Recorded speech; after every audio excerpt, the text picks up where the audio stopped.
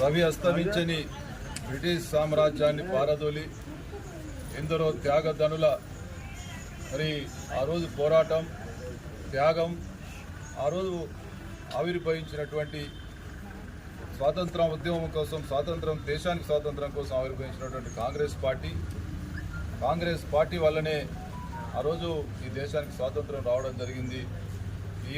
ఈ సంగ్రామంలో ఎంతోమంది ప్రాణాలు కోల్పోయి మరి దేశానికి స్వాతంత్రం తీసుకురావడం జరిగింది.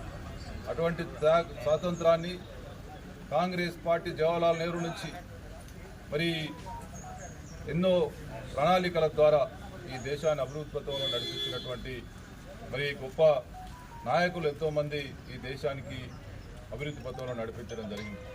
అదే స్ఫూర్తితోటి మరి ముందుకెళ్తూ మరి